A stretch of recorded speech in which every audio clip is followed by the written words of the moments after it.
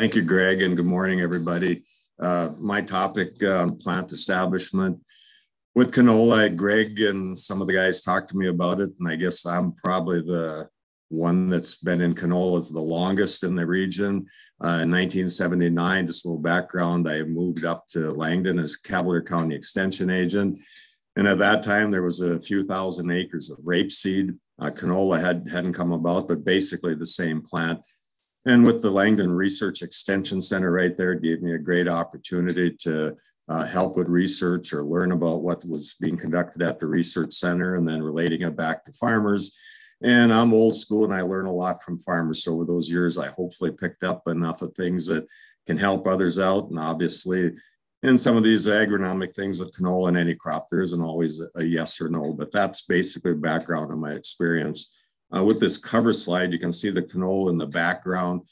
And I think this is kind of an ideal situation where you got this field that's fully bloomed out, even some high ground here and low ground, meaning that they had a very good establishment or good stand. And that's what's important. That's our goal every year. It doesn't always happen. Canola is a very forgiving plant, but that is our goal. And here's another field that's about 10 days, 2 weeks away from straight cutting. Back in the day, this here would be swath, or this field was swath, a very heavy stand and nicely knit together. And this is our goal, and that's what we're hoping to establish to hold on to maintain some good canola yields. I'm going to mostly focus on these first couple. Obviously, your seed germination, which is critical to establish that right in the plant and a good stand at the little cotyledon stage here. And then here we have the 2-leaf stage. And once we get to this 4-leaf stage, our plants will pretty well stay put, that we aren't going to have any big issues. If they get hailed on, they recover fine. So this is the critical stages I want to talk about. Our little tender seedling here, canola, the cotyledons, we get a lot of flea beetle pressure on these cotyledon leaves, and that's fine. We can lose some of the cotyledon as long as the flea beetles don't get right down the center here, this growing point. And if they start chewing in there and kill that growing point, obviously the plant is dead. As we get bigger, we kind of tend to avoid some of the serious flea beetle damage into this 2-leaf stage, but we can get enough of pressure on hot days that we can have some issues. You'll hear about flea beetles later. But what happens with this stage, I just wanted to mention it, is kind of a thing that we see in sugar beets, but we call it, I guess I call it helicoptering. A few of the agronomists do, where you get those severe winds like we had last summer, and you start getting it to push this leaf, and it's the pressure on the leaf, and it tends to twist the stem. And the canola plant obviously is a very small, fragile stem, and we tend to get a pinch down here, so we can get that effect. And it won't necessarily show up the first day. It can show up later, like on this slide. This was taken around the 1st of July from the June, let's say 12th, 13th winds. Cause a lot of twisting of the plant and actually pinched them down at the soil line here. And then they simply just obviously died off on hot days. There's another look.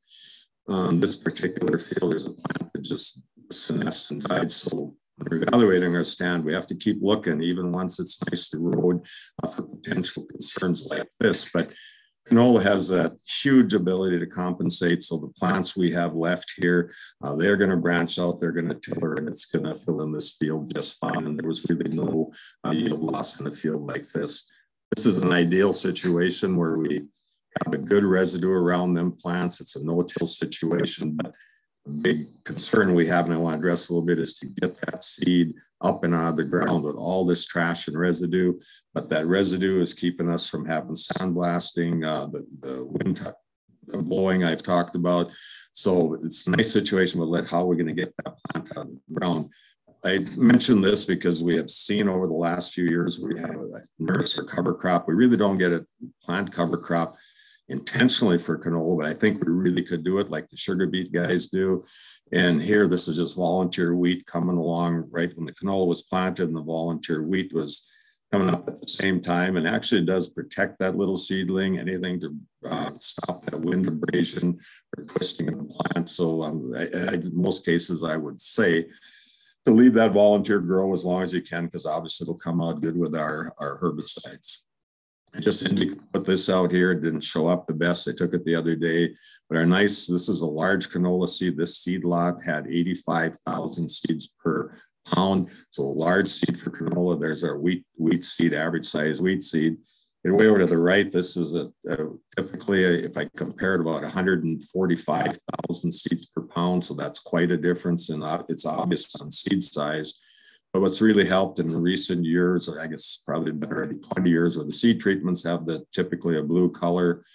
Old canola lots, we added some granules for flea beetle control, but you have the dark seed, and as they're trying to evaluate that stand, or as we're planting, to see how deep we're planting, find that seed spacing. You can spend hours trying to find the dark seed. So a little perk and advantage with this nice blue seed is that they're a lot easier, still hard, but easier to find in the black soil.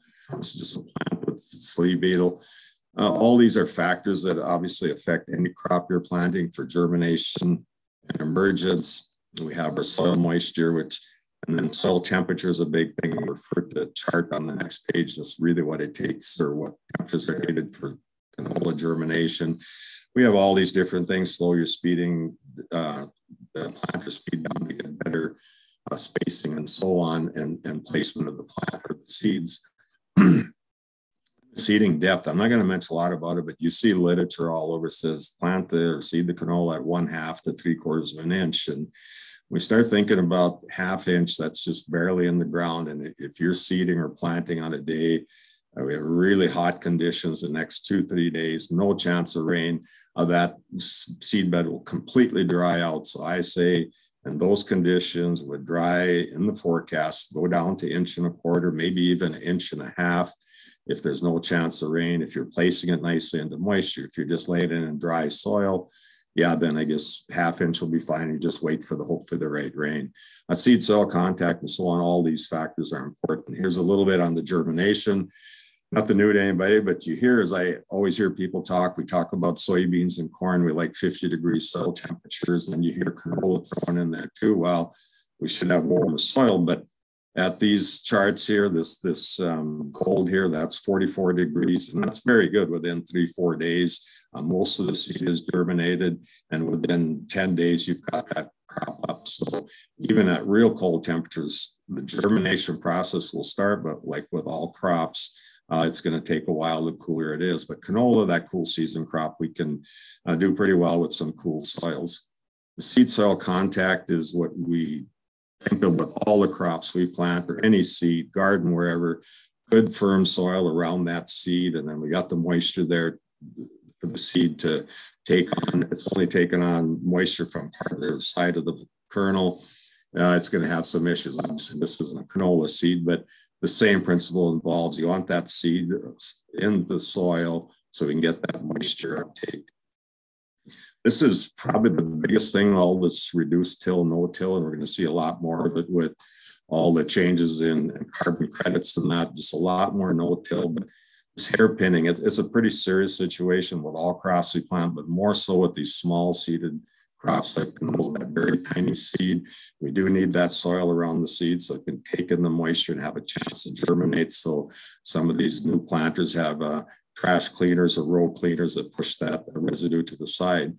This hairpinning, and then this is really a problem. We saw that quite a bit last year, and sometimes you can have a stubble field. We know what we're expecting, but if you have even a chisel plowed or some of these nicely tilled joker, but if there's a lot of residue in there, and we get residue pushed down with the seed, they just a straw on the side of a little canola seed, it'll wick it right out if you don't have rain, and you're going to have some real emergence issues. Situation like this with the hairpinning, if we do get a rain, so get a nice rain right after you plant and it stays cloudy and cool for 4 or 5 days, that will come up and you'll feel you did a great job, and you did. But so point isn't all this, we do have to watch the forecast. Need to speed up here, but this is some of the equipment. I guess I've seen it all used, from just your double disc drills to the old ones with no fertilizer, and our air seeders, and all these will work for canola. And my message, I guess, would be for newer growers, first time, go slow. You don't need that fancy equipment. You can probably get by with the equipment you have on your farm. Just fine tune a few things and get that conditions where you get good seed soil contact and hopefully protect that little seedling. At the beginning of the program, or I was going to mention back in December, Northern Canola Growers had their annual expo in Langdon, and I moderated a panel with 3 producers from around the state. One they had a lot of things in common, which I'll mention in a bit, but just conventional 7.5-inch spacing. I guess you could call it 6, some of the older seeders. And this particular was a 1890 air drill, disc drill. Then we had a person out a planter at 15-inch row spacing. We had several thousand acres and very successful. Then I had another one at the 22-inch spacing. Originally, we don't like going that wide, but what happened to try increase canola interest in acres in, let's say, the Red River Valley, a lot of people had the row crop planters and planting at 22-inch spacing or 20. And this way they could utilize the equipment they have and go ahead and try canola. So that's kind of where it came about. But the general message here is the wider we go with the rows, we do need to reduce your plant population because we have too much of the inter-row competition, plant to plant. They're only 1/2 inch apart. They push on each other and we don't get that good branching effect. So people did it just to reduce seed costs. And I guess now with better prices of canola, it's probably not as much of an issue as it was a few years ago. But anyway, these are the 3 scenarios that we looked at. Let's try to stay consistent on our seeding rates as part of this crop establishment. They've fallen down over the years. We used to talk about planting at 15 to 18 seeds per square foot. Now, most of the recs out of Canada around 10 seeds per square foot, around that 435,000 pure live seed per acre. You plant that and you have a goal to hopefully establish, let's say, 5 to 8 plants per square foot. And this would be the population if you felt you could get them all to come up. So you can really reduce the seeding rates. And then we start going below 3 to 4 plants per square foot. We can maintain yields in most years, especially up north where it's cool, and do very well. But obviously when you're planting, you got to start a little higher and hope you end up with this respectable or stand that's going to yield well. It's very surprising, but not when you think about that tiny seed that with most canola studies, probably 50 to 70% is all the emergence we get, percent of the viable seed we put in the ground. Because I just talked about hairpinning, and there's a lot of different reasons like that lead to these just less plant emergence. No, your seed beds all start with this. Probably you've seen this slide before, old combine, but your seed beds start with what you do with the trash and residue from the previous crop. And up our way, most canola is planted on wheat stubble or barley. And so we want to make sure we can manage that trash. One thing that was very common amongst the 3 farmers on that panel I moderated at Canola Day was wheat stubble and so on, where you will go no-till, especially with canola, is cut as high as possible. Leave that straw more vertical instead of this horizontal. Obviously, this field, this side on the right was cut lower, but see all our straw go in every direction. And how are we going to get that seed cut through there without tillage and get that good seed soil contact? So the general consensus for the guys was cut higher than you normally do where you can go with canola. This is really high, but this has worked very well for a grower. I believe this was a strip header, lots of vertical, but you have a lot less straw to avoid that hairpinning. Some really good stands. I can show a bunch of these pictures. This is a precision planter at 15-inch spacing. I'm mentioning this slide. This is an old slide or old data from Langdon, but that's only from 2010. But the ironic factor or the key is on the stand establishment. ST is stand. And you can see the highest yielding date here, May 21st, with the Invigor variety at that time. It's 3,800 pounds. That was only 31% of the seeds planted emerged. We went down, they had Roundup Ready in the study too, and DeKalb, same planting date, 3,300 pounds, only 2 out of 10 plants emerged and still was a top yielder. So canola has that ability to compensate. It branches, it tillers out. If it's got the season ahead of it and moisture, it's going to do very well. So don't write off a poor stand. It shows more here with this higher seeding rate. You got plants close together. You don't get the branching effect where on the right, see this plant at every leaf axis. I showed the 2-4 leaf and so on to begin with, but the auxiliary bottle form, you'll get a branch up. If there's room to grow, that plant will just keep branching and flowering. And this plant will stand. You will just not see any lodging issues on those thinner stands. get a real heavy stand, then we do have more lodging issues. Precision ag equipment I was going to get into, but I really can't say much. You guys or people will check with your dealers. There's lots of people out there with the precision ag, things they put on their planters to help with that seed placement. You can just read this or go through this later. Fast Track, one of the producers that was on the grower panel, has Fast Track row cleaners on 15-inch space. It works well. The newest one, Reveal, they're doing that up in Canada quite a bit, and some guys are trying it, but all this in my last note costs money. So it all depends on your acres you're going over, if you're just trying canola, if you're satisfied with what you're doing. So those are a big part of your decision. This is just showing a picture of a few of the row cleaners. This, I believe, is the Reveal, where it's cleaning the trash away. Here's the disc. Here's it in motion here in a cornfield. And you can see where the disc is coming. It did clean that up pretty good, but obviously you must be planting soybeans. There's another crop that is pretty deep planting for canola, but these things can work, but we have to adjust things as we're going. Here's the producer one of the 15-inch row spacing with the Fast Track, which he's used for several years, and then Reveals the new one, and it moves the trash pretty darn good. And you can see these two comparisons here. Looks like Reveal probably does a little better job. You can open that up a little more, little black soil showing a little more chance to warm that soil up and to get a better emergence. There's just some future pictures of those particular fields at the 15-inch spacing. See, they start covering the rows fairly quick. 15-inch seems like a long ways, but it does cover. And here it's almost got the rows closed. Here's one I took a few years ago at the 20-inch spacing west of Langdon. Quite a few guys are using it. Just about full bloom here, and just about has that 20-inch row covered. And then when we got to that same field, it's a little bird picture, but totally, completely, you cannot tell that it was planted in 20-inch rows, and the yield was very good. That doesn't happen always, but it's things that you need to look at.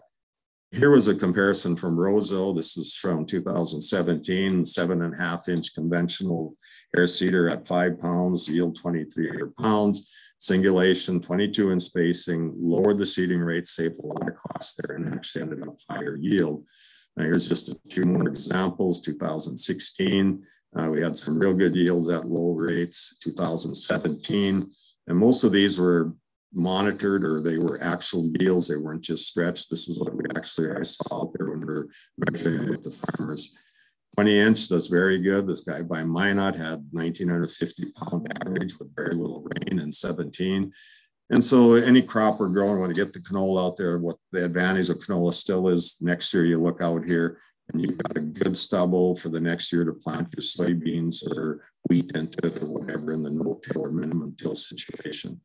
Keep in mind on plant establishment, watch this herbicide carryover. We're using a lot of, all we're talking about in the industry today is use your pre's, use your pre's. Well, we got to be careful for some of these. Spartan Authority, if you're going to be planting canola out there, Pursuit up to 48 months. So double check all that.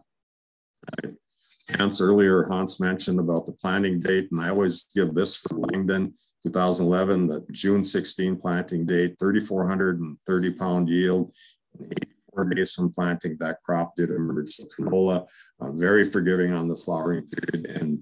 And I think another picture of this here, this is my contact information. Any questions, feel free to call me. I do want to emphasize, because I was getting a few calls after I did this presentation before, and we're not encouraging 20-inch row spacing, 15.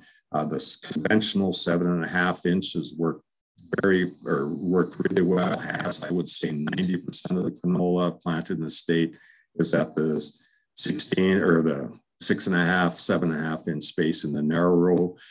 Keep in mind that seed placement, the pinning, and we can do a very good job. Even that you can cut your seeding rates. The wider row spacing, you should cut them to keep the plant standing. But even on the narrow conventional side, we can reduce that seeding rate if we watch that seed bed prep or the no-till. We can do a pretty good job of knocking those seeding rates down. And I say knock them down, not to save some money, but to still have that yield potential that we want at the end of the season. Thank you.